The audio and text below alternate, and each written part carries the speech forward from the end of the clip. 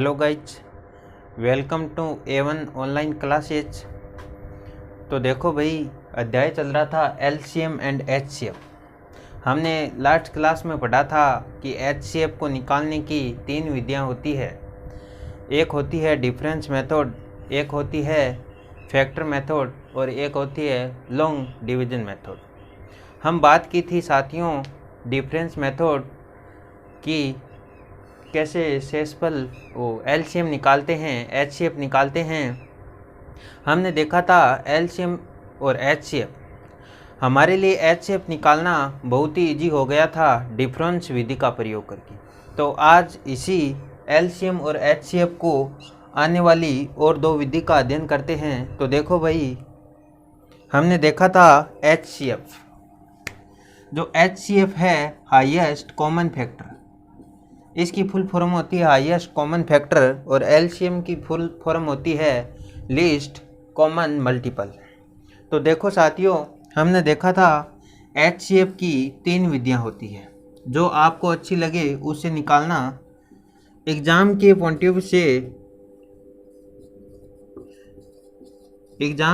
Of view से ये difference method बहुत इजी है। इसमें टाइम कम लगता है और क्वेश्चन इजीली सोल्व हो जाते हैं। तो देखो डिफरेंस मेथड, एक तो होती है डिफरेंस मेथड, एक होती है फैक्टर मेथड और एक होती है लॉन्ग डिवीजन मेथड अर्थात LDM। हमने बात की थी डिफरेंस मेथड से कैसे निकालते हैं। आज हम बात करने वाले हैं फैक्टर मेथड और लॉन्ग डिवीजन मेथड। ज़रूरी नहीं है कि आपको 3 विधियों तीनों की तीनों आए, लेकिन जो आपके दिमाग में सेट हो उसको आप चूज कर सकते हैं। तो देखो, बात कर रहे हैं HCF की highest common factor. Highest common factor हमने देखा था पिछली कक्षा में। अब अध्ययन कर रहे हैं LCM और HCF का। देखो कोई क्वेश्चन है, जैसे एक क्वेश्चन है 16, 24, 48 का HCF क्या होगा। HCF क्या होगा? देखो दोस्तों, समझने की कोशिश करो। इसका पहले मैं निकालता हूँ डिफरेंस मेथड से HCF हाईएस्ट कॉमन फैक्टर। तो देखो डिफरेंस मेथड से इसका LCM HCF कैसे होगा। हमें क्या करना है, पहले इसको आरोही क्रम में क्या करना है, सेट करना है। आरोही क्रम में देखो 16, 24, 48 ये पहले से ही क्या है, आरोही क्रम में सेट है। तो इसके बाद क्या करना है, इनका डिफरेंस करना है, इनका अंतर करना है। हम जानते हैं 16 और 24 के मध्य कितने का अंतर होता है सर, 8 का अंतर होता है। 24 और 48 के मध्य कितने का अंतर होता है सर, 24 का अंतर होता है। इसके बाद हमें क्या करना है, पहले तो हमें करना है आरोही क्रम में सेट। संख्याओं को किस में सेट करना है, आरोही क्रम में, अर्थात बढ़ते हुए क्रम में सेट करना है। आरोही क्रम में सेट करें। इसके बाद क्या करें, अंतर करें। संख्याओं का क्या करें, अंतर करें। अंतर करने के बाद क्या करें, सबसे छोटे अंतर को पकड़े, सबसे छोटे अंतर को चुने, सबसे छोटे अंतर को पकड़े या चुने। अब देखो, हमने देखा यहाँ पे अंतर आया 8 और यहाँ पे आया 24। तो क्या करेंगे, हम छोटे वाला अंतर ले लेंगे। तो हम अंतर ले लिया 8। तो HCF या तो अब 8 होगा या 8 का कोई एक गुणक होगा। तो देखो गुणनखंड होगा, सॉरी। तो 8 के गुणनखंड हम जानते हैं।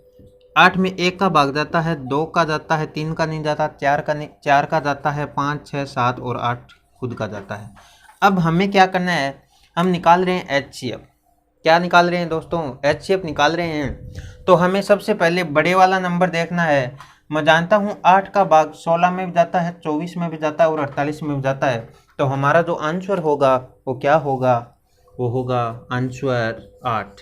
अर्थात मैं बता सकता हूँ कि 16 का, 24 का और 48 का जो HCF होगा वो क्या होगा, 8 होगा। हमने देखा ये क्वेश्चन बहुत ही कुछ समय में, बहुत ही कुछ टाइम में हल हो गया। चाहे कैसी भी संख्या हो, इनसे बड़ी हो, 4 हो, 5 हो, 6 हो, आप डिफरेंस मेथड का प्रयोग करके एचसीएफ को आसानी से हल कर सकते हैं। देखो अब हम इसी क्वेश्चन को कर रहे हैं फैक्टर मेथड से, अर्थात जो गुणनखंड विधि है उससे कर रहे हैं। तो देखो अब हम इस क्वेश्चन को कर रहे हैं फैक्टर मेथड से। फैक्टर मेथड से इस क्वेश्चन को कैसे करेंगे, देखो 16 को पहले टुकड़ों में तोड़ लो। 16 में 2 का भाग दिया 8, 2 का दिया फिर 4 और 2 का दिया 2। देखो 2 दूनी 4, 4 दूनी 8 और 8 दूनी 16। देखो 24 के अंदर 2 का भाग देता हूँ 12 आता है, 12 के अंदर 2 का देता हूँ 6 आता है, 6 के अंदर 2 का देता हूँ 3 आता है और 3। देखो 2 दूनी 4, 4 दूनी 8, 8 3 24। इसके बाद 48 के अंदर 2 का देता हूँ 24 आता है, 2 का देता हूँ 12 आता है, 2 का देता हूँ 6 आता है, 2 का देता हूँ 3 आता है। देखो 2 दूनी 4, 4 दूनी 8, 8 दूनी 16 और 16 3 48। अब देखो साथियों हमें क्या लेना है, इसमें कॉमन लेना है, हाईएस्ट कॉमन लेना है, क्योंकि हमें क्या ज्ञात करना है, एचसीएफ हाईएस्ट कॉमन फैक्टर। तो देखो साथियों हाईएस्ट कॉमन लेते हैं, 2 कॉमन आ रहा है, इसके बाद 2 कॉमन आ रहा है, इसके बाद 2 कॉमन आ रहा है। क्या 3 है इसमें, नहीं है। क्या 3 इसमें है, इसमें भी है लेकिन इसमें नहीं है। क्या इसमें 2 है, इसमें भी 2 है लेकिन इसमें और 2 नहीं है। कॉमन बहुत ही जरूरी है, कॉमन लेना बहुत ही जरूरी है, यानी जो संख्या इसमें है वो इसमें भी होनी चाहिए और इसमें भी होनी चाहिए, हमें लेना है कॉमन। तो देखो दोस्तों अब इसमें जो आंसर होगा वो क्या होगा, 2 इंटू 2 इंटू 2, 2 की पावर 3, क्योंकि 1 2 यहाँ से आ जाएगा, 1 2 यहाँ से और 1 2 यहाँ से, तो 2 दूनी 4, 4 दूनी 8। इसका जो आंसर होगा वो क्या होगा, 8 होगा। हम जानते हैं फैक्टर मेथड क्या होती है, हमें लेना है कॉमन। क्या लेना है, पहले तो इसके टुकड़े कर लेते हैं, जो भी संख्या होगी उनके क्या करना है, टुकड़े करने हैं। उसके बाद हमें लेना है हाईएस्ट कॉमन, तो ये होती है फैक्टर मेथड। ये तो क्वेश्चन, ये जो संख्या है ये संख्या आपकी देखी हुई है, बहुत छोटी संख्या है, लेकिन यदि बड़ी संख्या आ जाए तो इस अभाज्य, इस गुणनखंड फैक्टर मेथड से यदि आप करने बैठ गए तो टाइम बहुत लग जाएगा। लेकिन जो एग्ज़ाम के अंदर हमें टाइम बहुत कम मिलता है, इसलिए एग्ज़ाम वाला ये नहीं सोचता कि आप फैक्टर मेथड से करो या डिफरेंस मेथड से करो या फिर एलडीएम से करो। एग्ज़ाम वाला आपको ट्रिकली टाइम देता है, ट्रिक का, उसको जो पेपर बनाने के लिए पैसे मिलते हैं वो ट्रिकी का मिलता है। तो देखो यहाँ पे जो आंसर आया वो 8। अब बात कर रहे हैं अगली जो विधि आती है लॉन्ग डिवीजन मेथड उसकी। तो देखो साथियों इसी क्वेश्चन को मैं कर रहा हूँ एलडीएम विधि से। एलडीएम विधि तीनों ही सीखनी आपके लिए बहुत ही कंपलसरी है, क्योंकि आने वाली कुछ टाइम बाद मैं एक ऐसा क्वेश्चन बताऊंगा, यदि आपने एलडीएम नहीं सीखी तो उस क्वेश्चन को हल नहीं कर पाओगे। तो देखो बात कर रहे हैं long division method, LONG long division method की। क्या होती है भाई लॉन्ग डिवीजन मेथड, देखो यहाँ पे भाग करना है आपको। क्या करना है, भाग करना है। तो देखो कैसे करेंगे भाग। आपका मोबाइल हॉरिजॉन्टल मोड में होना चाहिए और आपके पास नोटबुक होनी चाहिए, पेन होना चाहिए, साथ साथ में नोट करना है। तो देखो सबसे पहले बड़े नंबर हैं 48, इसके अंदर भाग देता हूँ 24 का। ये है, हम जानते हैं ये क्या है, भाजक है। क्या है, भाजक है। हम जानते हैं ये क्या है, भाज्य है। यहाँ जो आएगा वो क्या आएगा, भागफल आएगा, और जो नीचे आएगा वो रिमाइंडर आएगा अर्थात शेषफल आएगा। तो देखो 24 एकम 24, 24 दूनी 48, यानी भागफल 2 आ गया और ये आ गया 48, भाग 48। जो रिमाइंडर आया वो क्या आया, शून्य आया। क्या आया, शून्य आया, अर्थात शेषफल क्या आ गया, शून्य, यानी भाग यहाँ पे खत्म हो गया। तो देखो हमने दिया 48 के अंदर 24 का भाग, तो भागफल आया 2, यानी यहाँ से जो भाजक आया इसको चुनना है हमें। यदि अब ये क्वेश्चन ऐसे होता 24 और 48 का HCF क्या होगा, तो आंसर क्या होता 24, अर्थात हमारा जो आंसर होगा वो क्या होगा, अंतिम भाजक होगा। क्या होगा, लास्ट भाजक होगा, अंतिम भाजक होगा। लास्ट जो आंसर होगा वो क्या होगा, अंतिम भाजक होगा। तो अब देखो इस क्वेश्चन को कैसे करेंगे। तो देखो भाई यहाँ पे था 16, कितना था 16, तो देखो यहाँ पे आ गया 24। अब 24 के अंदर भाग दूंगा किसका, जो बची है संख्या उसका, तो 16। तो 16 एकम 16, देखो कितना बचेगा, 24 में से 16 घटाऊंगा 8 बचेगा। कितना बचेगा, 8 बचेगा। कितना बच गया, 8 बच गया। अब देखो ये बन गया अपना भाजक। क्या बनेगा, ये बनेगा भाजक, और जो भाज्य बनेगा ये जो 16 है वो अंदर आ जाएगा। क्या हो जाएगा, अंदर आ जाएगा। जो शेषफल बचता है ना वो बन जाता है भाजक। क्या बन जाता है, भाजक बन जाता है। तो 8 दूनी 16, यहाँ पे भाग हो गया पूरा कंप्लीट। जो अंतिम भाजक हमने क्या लिया था, यहाँ जो शेषफल आया अर्थात अंतिम भाजक कौन बना था, 8 बना था। तो यही हमारा आंसर होगा। तो हम जानते हैं 16 और 24 48 का LDM विधि से हमने जो HCF याद किया, हाईएस्ट कॉमन फैक्टर, वो कितना है, 8 है। तो समझो दोस्तों, एक बार रिपीट कर रहा हूँ। देखो हम बात कर रहे हैं HCF की, हाईएस्ट कॉमन फैक्टर। LCM सीखना बहुत ईजी है, आप सीख जाओगे आसानी से, लेकिन HCF देखो हाईएस्ट कॉमन फैक्टर। तो देखो हमने देखा कि 48 के अंदर जब 24 का भाग देता हूँ तो 2 बार भाग चला जाता है, अर्थात शेषफल आता है 0। दो भाजक हमने लिया 24। अब इस 24 के अंदर मैं भाग दूंगा 16 का, किसका, 16 का दूंगा। तो देखो भाग जा रहा है एक बार, शेषफल आए 8, ये हमारा बन गया भाजक। और जो संख्या है ये हो जाएगी अब अंदर जो भाजक ऊपर था पहले ये भाजक था, ये अंदर होके क्या हो जाएगा, भाज्य। तो 8 एकम 8, 8 दूनी 16, भाग यहाँ पे पूरा पूरा, अर्थात यहाँ पे शेषफल रिमाइंडर शून्य आ जाता है। तो अंतिम भाजक क्या आया, 8, यही हमारा क्या होगा, HCF होगा। क्या होगा, HCF होगा। तो समझने की कोशिश करो दोस्तों, LDM विधि से कैसे निकालते हैं। देखो और क्वेश्चन कर रहे हैं हम। देखो क्वेश्चन कैसे है, एक क्वेश्चन आ जाता है जैसे LDM विधि को सीखना क्यों कंपलसरी है, आगे क्वेश्चन करवाऊंगा। देखो क्वेश्चन है 14, 16, 18 का HCF क्या होगा, HCF क्या होगा, हाईएस्ट कॉमन फैक्टर क्या होगा। तो देखो दोस्तों 14, 16 और 18 का HCF निकालना है। पहले तो हम ज्ञात कर रहे हैं गुणनखंड विधि से, गुणनखंड फैक्टर मेथड से ज्ञात कर रहे हैं गुणनखंड विधि। आप जानते हैं डिफरेंस विधि से आसानी से निकाल पाएंगे। देखो 14 और 16 के बीच में 2 का डिफरेंस है, और यहाँ पर भी 2 का डिफरेंस है। कितने का है, यहाँ पे 2 का है और यहाँ पर भी 2 का डिफरेंस है। भाजक या तो HCF डिफरेंस होगा, और या फिर क्या होगा, 2 का गुणनखंड। 2 का जब गुणनखंड करेंगे तो 2 ही, 1 और 2 तो हाईएस्ट कॉमन, तो इसका HCF 2 हो जाएगा। लेकिन हम कर रहे हैं गुणनखंड विधि से। 14 को टुकड़ों में तोड़ लो, 2 × 7, 16 का तोड़ लो, 2 का दिया 8, 2 का 4, 2 और 2, 2 दूनी 4, 4 दूनी 8, 8 दूनी 16। 18 के अंदर देंगे तो 2, 9 आ गए, 3 और 3। अब देखो कॉमन इसके अंदर, हाईएस्ट कॉमन देखने हैं। सर हम जानते हैं कि 2 कॉमन आ रहा है, लेकिन 7 इन दोनों में नहीं है, इनमें भी नहीं है, 3 भी इसमें नहीं है, और 2 इसमें नहीं है, नहीं इसमें। तो जो HCF आएगा हाईएस्ट कॉमन फैक्टर वो कितना आ जाएगा, 2 आ जाएगा। सर अभाज्य जो गुणनखंड विधि है, फैक्टर मेथड है, ये इजी है। लेकिन इजी है बट जो बड़े क्वेश्चन होते हैं उनको टुकड़ों में जब तोड़ोगे तो टाइम लग जाएगा, टाइम लग जाएगा। तो इसलिए आप डिफरेंस मेथड याद रखना, डिफरेंस मेथड से आप इजीली हल कर पाओगे। तो अब देखो साथियों, देखो भाई आगे और क्वेश्चन देखो, नेक्स्ट क्वेश्चन कर रहे हैं हम।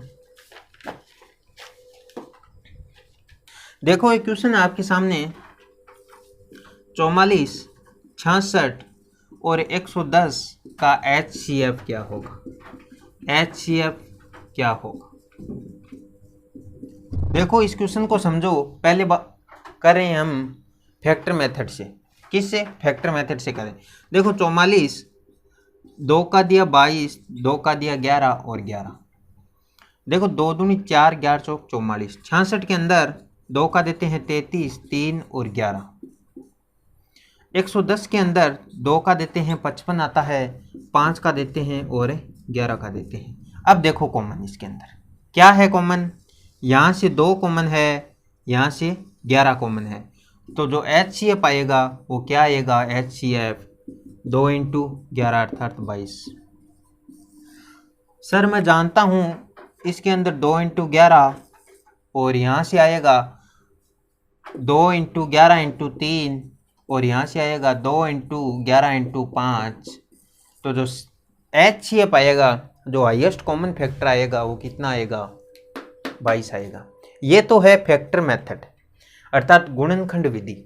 अब हम इसी क्वेश्चन को कर रहे हैं LDM से, लॉन्ग डिविजिबल मेथड से। तो देखो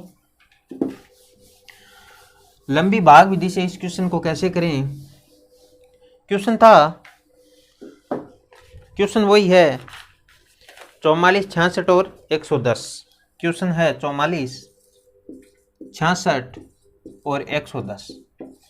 देखो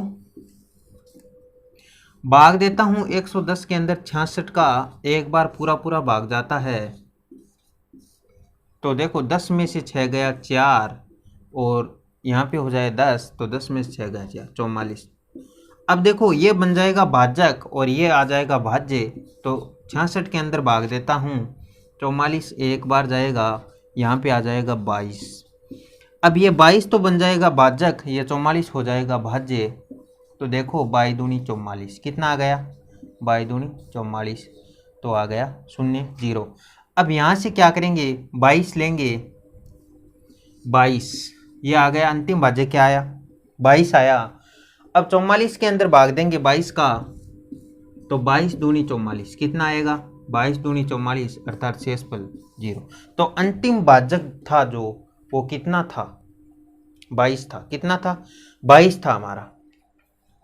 जो अंतिम भाजक आया वो ही हमारा क्या होगा, शेषफल अर्थात HCF होगा, HCF होगा। जो अंतिम भाजक मिलेगा दोस्तों वही हमारा क्या होगा, HCF होगा। तो हम लॉन्ग डिवीजन मेथड से या फिर फैक्टर मेथड से कोई भी क्वेश्चन हो हम आसानी से हल कर सकते हैं,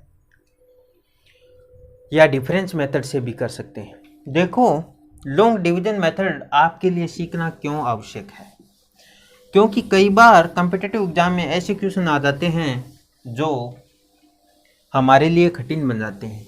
तो देखो एक क्वेश्चन लिख रहा हूँ आपके सामने, समझना दोस्तों। एक क्वेश्चन है आपके सामने,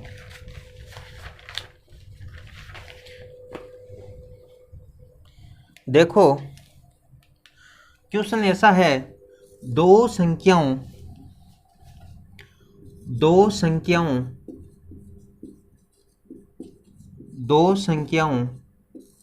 का HCF क्या होगा, HCF क्या होगा,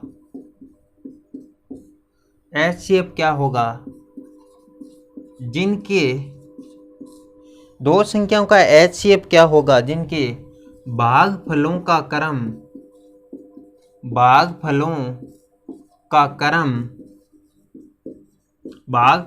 क्रम ऊपर से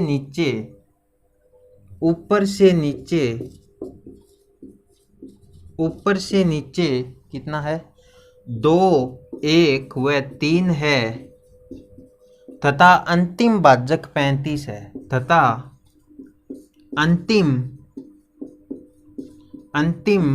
भाजक 35 है। दो संख्याओं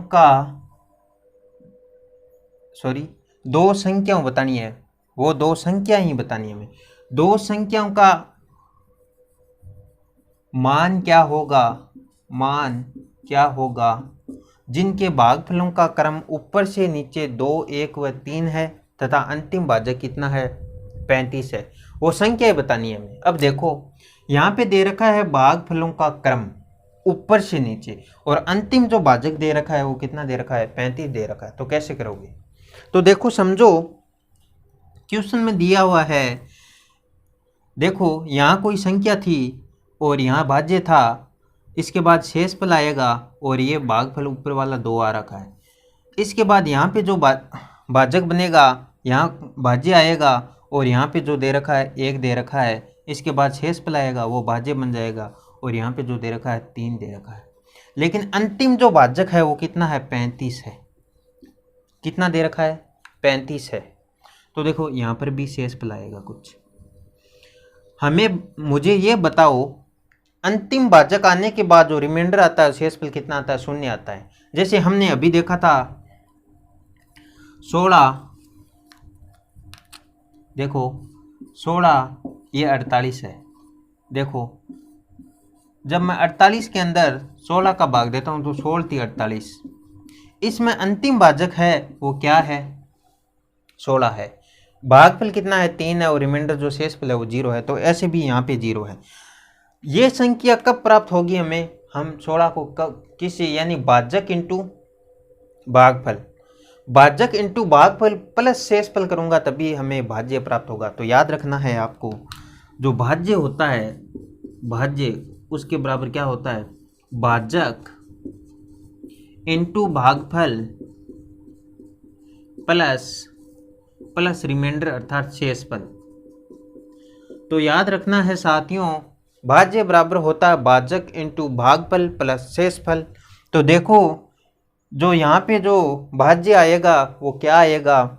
35 इंटू 3 करता हूँ मैं तो 105 होता है। 105 में 0 जोड़ता हूँ तो 105 ही होता है। तो यहाँ से जो भाज्य आया अपना वो कितना आया? 105।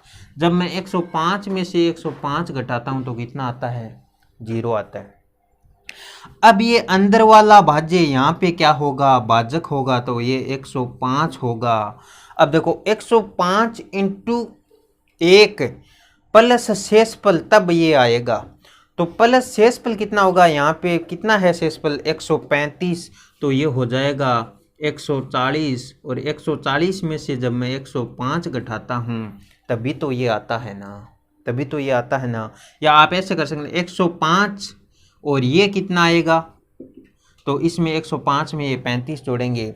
अब देखो ये जो आया है यहाँ पे कितना है? 140 आया है भाज्य, 140 भाज्य आया है। ये 140 भाज्य यहाँ पे क्या बन जाएगा? भाजक बन जाएगा। और 140 इंटू 2 तो 280, और जो यहाँ भाज्य आएगा ये इन दोनों का योग होगा तो 5, 8, 3, अर्थात तो वो दो संख्याएं कौन सी है? एक तो 140 है, एक 385। ऐसे क्वेश्चन एग्जाम में बहुत काफ़ी बार पूछा जाता है। अभी जो प्रेजेंट टाइम में एग्जाम में एलसीएम और एचसीएफ के क्वेश्चन पूछे जाते हैं साथियों, उनका थोड़ा लेवल चेंज हो गया। इस प्रकार से क्वेश्चन पूछे जाते हैं। क्वेश्चन ये था, दो संख्याओं का मान क्या होगा जिनके भागफलों का क्रम ऊपर से नीचे 2, 1 व 3 है तथा अंतिम भाजक 35 है। हमने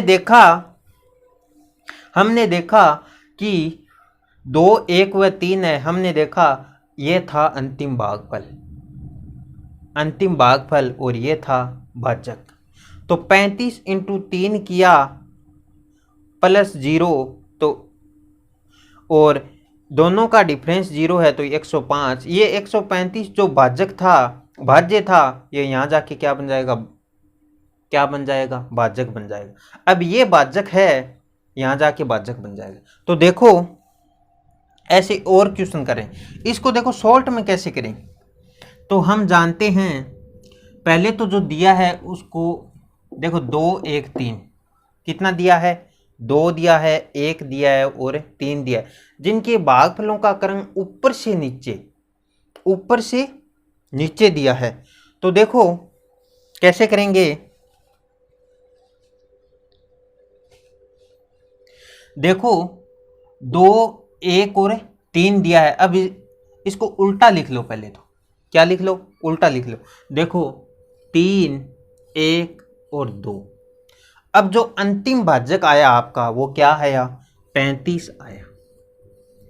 देखो यहाँ पे मल्टीपल का निशान होगा, क्योंकि हम जानते हैं जब भाजक को भागफल से गुणा करते हैं प्लस शेषफल जोड़ते हैं तो भाज्य आता है। तो देखो भाजक इंटू भागफल प्लस शेषफल 0 है तो ये आ जाएगा 105। कितना आ जाएगा? 105। अब देखो ये 5 100 है, क्या है, भाजक है। भाजक इंटू भागफल प्लस शेषफल 35, तो कितना हो जाएगा 105 इंटू 1 प्लस 35 बराबर 140। अब देखो भाजक इंटू भागफल प्लस शेषफल कितना है 105, तो देखो 140 इंटू 2 प्लस 105, तो कितना आ जाएगा 385। अर्थात अंतिम दो नंबर कौन से हैं, 140 और 385। वो संख्या कौन सी है दोस्तों, एक 140 है, एक 385 है, याद रखना है। चलते हैं अभी नेक्स्ट क्वेश्चन के ऊपर, चलते हैं अभी नेक्स्ट क्वेश्चन के ऊपर।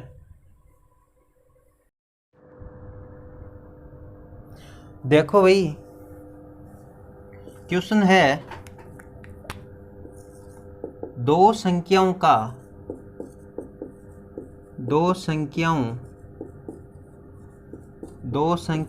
HCF लंबी भाग विधि से ज्ञात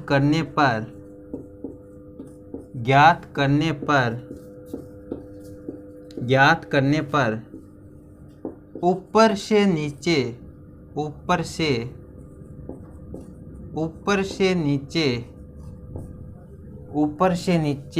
क्रमशः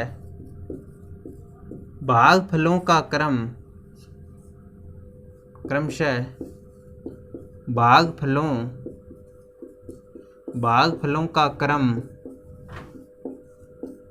4 1 1 व 4 है,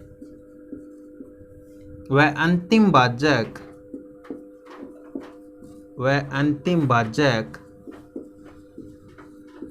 2 प्राप्त होता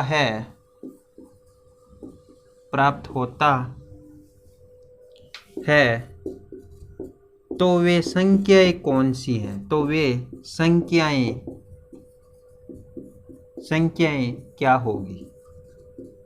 होगी, तो आपको संख्याएं बतानी। क्वेश्चन ऐसा है दोस्तों, दो संख्याओं का HCF लंबी भाग विधि से ज्ञात करने पर ऊपर से नीचे भागफलों का क्रम 4 1 1 व 4 है तथा अंतिम भाजक दे रखा है हमें कि 2 प्राप्त होता है, तो वो संख्या बतानी। यदि आपको हाईएस्ट कॉमन फैक्टर की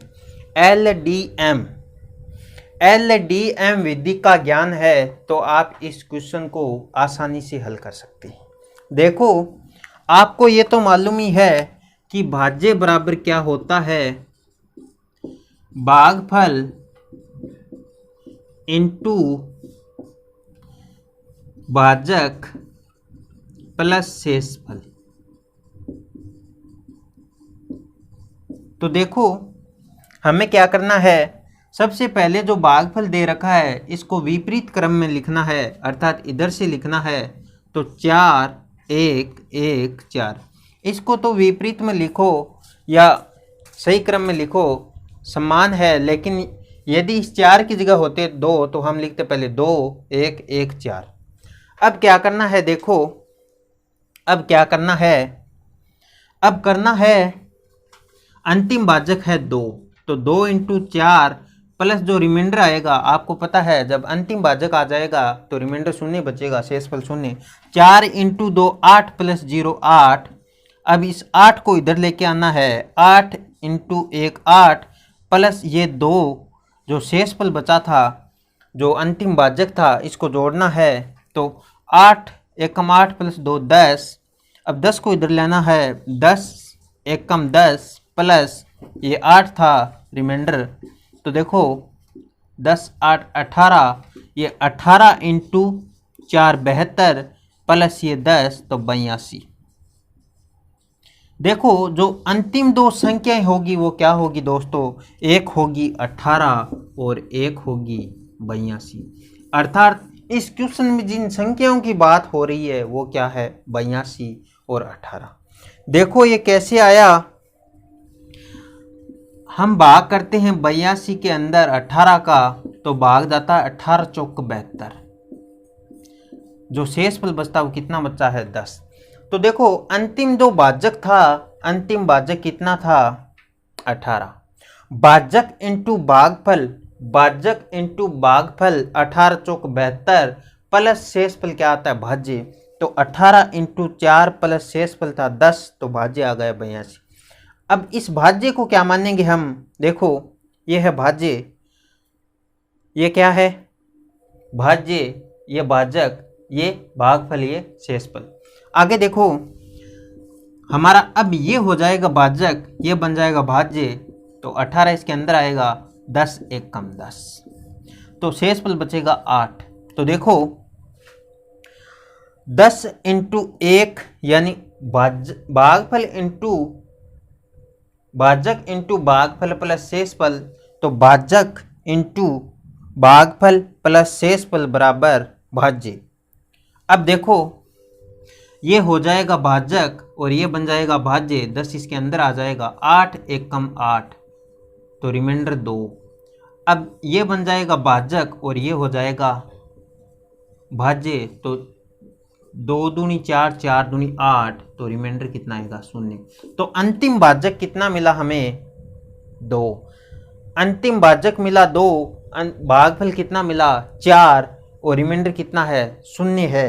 तो इस प्रकार से हम आसानी से हल कर सकते हैं। हमारा क्वेश्चन ये था, दो संख्याओं का HCF लंबी भाग विधि से ज्ञात करने पर ऊपर से नीचे भागफल का जो क्रम है 4 1 1 व 4 है, अंतिम भाजक 2 है, तो संख्या बतानी थी। तो क्या करना है आपको, इस भागफल को विपरीत क्रम में लिखना है। जैसे यहाँ से लिखा 4 1 1 4 4 1 1 4, फिर क्या करना, अंतिम भाजक को इस भागफल से मल्टीप्लाई करना है। हम जानते हैं अंतिम भाजक आने के बाद जो रिमाइंडर बचेगा वो 0 बचेगा। तो 2 इंटू 4 8, इस 8 को यहाँ ले गए और हम जानते हैं ये भाजक कितना था 1, भागफल 1, तो 8 into 1 plus 2 10, 10 into 1 plus 8 18, 18 into 4 plus 10 यानी 82। जो हमारी संख्या थी, एक थी 82 और एक थी 18। इस प्रकार से क्वेश्चन पूछे जाते हैं। साथियों हमने बात कर ली तीनों विधियों की, गुणनखंड विधि क्या होती है और एलडीएम विधि क्या होती है और डिफरेंस मेथड क्या होती है।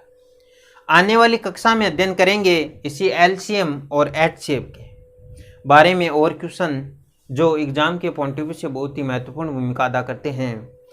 आने वाली क्लास में अध्ययन करेंगे जब बत्तियों का टाइम पूछा जाता है और एलसीएम एचसीएफ से जो भी क्वेश्चन कॉम्पिटिटिव एग्जाम पूछे जाते हैं उनके बारे में। आज तो हमारे जाने का समय हो गया है दोस्तों, कल मिलते हैं इसी एलसीएम एचसीएफ अध्याय के साथ।